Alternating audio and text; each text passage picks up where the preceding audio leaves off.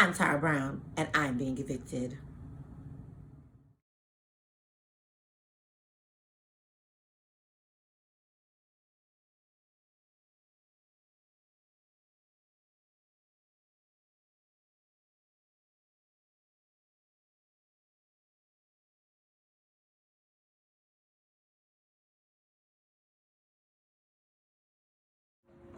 Me and some of the other neighbors kept saying that we needed a newsletter.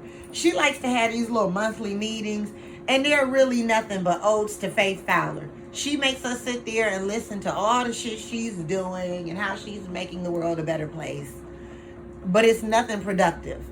So the empowerment packet. We kept saying we needed a newsletter and we didn't have one. So I created one, gave them the empowerment packet. That's what I call it. But it's like, who's your city councilman, all your city services, how to turn on $10 Comcast service, how to repair your credit, where to get financial tips, all of that good shit.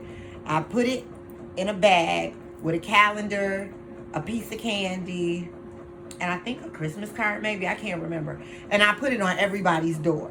They thought it came from her, and they started saying thank you. She didn't know where it came from. I mentioned that it came from me, and she had a fit. When we had our next resident meeting, she was very nasty with me and was like, well, if it's not a big deal, how come I didn't get one? I said, I guess the same reason I didn't get an invite to trunk or treat. And that made her, because I said it in front of everybody, that made her even madder. But it was so funny because I had bought her a Christmas gift, so I gave her Christmas gift at the same time. And I said, here you go, it's your Christmas gift. It has your name written all over it, and it was a pen that said Faith Fowler on it. So anyway, after the meeting, I was pissed because I'm like, she tried to check me. And even some of my neighbors commented afterwards, like, what the fuck was that about?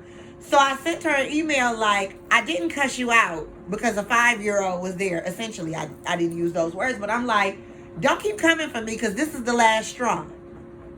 And I made it clear. Then I also sent her a letter because during that same meeting, she had her idiot property manager write up this document that said if we didn't stay in our house consistently based on the Michigan residency code, that it wouldn't go towards our 7 years. It said nothing about evicting us. So then I wrote her back and I said, well, I looked and it looks like everybody is in compliance with this with the Michigan residency requirements. I said, and I do realize that some people use addresses other than their own, like you using your Applegate address as your primary resident when we all know that you live over here in the World Building. That's none of our business where you are when you are at home. You manage property, not people, so it's none of your business where we are when we're not at home. So then I still hadn't gotten my new paperwork. So I sent her an email and asked her for it. A board member called me telling me how much he liked my newsletter and asking me how I felt about things. And I was honest with him. I'm like, my taxes didn't get paid. I had to pay my own fucking taxes. You're on the board. You have a fiduciary responsibility. I let him have it just like I would her, but in a nice way. So after that, I get an email from James Gromer, and it was a cease and desist, saying that I needed to stop defaming her. She was going to take legal action. So I sent him a letter back like, I ain't scared of her. I ain't scared of you. And if she feel like she need to take me to court, tell her to go on and do it because I'm not lying on her. And it's been downhill ever since.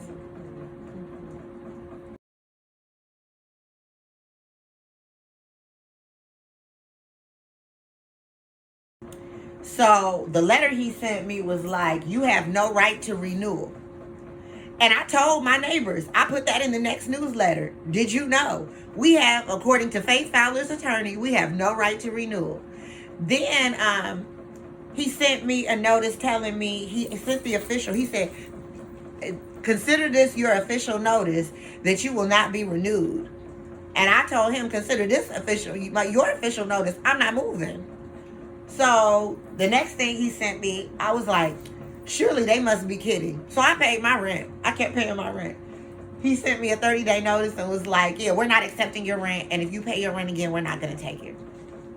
I was like, okay. So then I noticed she likes to do little slick shit quietly because she doesn't like bad publicity. So I ordered an 8-foot banner that you put in a restaurant window, except mine said coming soon, I'm being evicted. And people were driving by. It's actually on TikTok a couple times. People start driving by, taking pictures of it. People are asking, if you're homeowners, how are you being evicted? I don't know. But yeah, it's happening. So here's where we are. And I'm about to put it back up. So would you call this retaliatory eviction? Oh, hell yeah. I spoke out. And the worst part is, in most situations, if you leave people to their own devices, they'll evict themselves. And here's the thing. I just want you to be right with us. She's rude. She's condescending. She's sneaky as hell. She used my neighbor Gladys to try to get information about me for what I don't know. She's overly curious about us for no reason. You a fucking landlord. You are not my friend. You are not my pastor. You are my landlord. And that's how I deal with you. I don't have to be nice to you. I don't have to like you. You don't have to be nice to me. You don't have to like me. You have to collect my $317 and I have to pay my $317. That is the extent of our relationship. But because I don't kiss her ass and I call her out about her bullshit, I gotta go. Can you tell us about what your activism started to look like after you started talking back? Like trying to empower my neighbors. I want y'all to know, you don't have to wait 6 months for a repair. That's fucking unreasonable.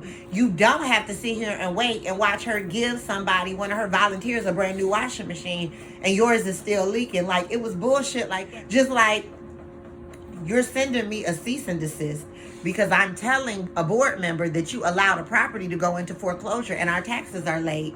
But you don't think it's anything wrong with getting on TV and telling people we are homeless. It is not one homeless person living on this property.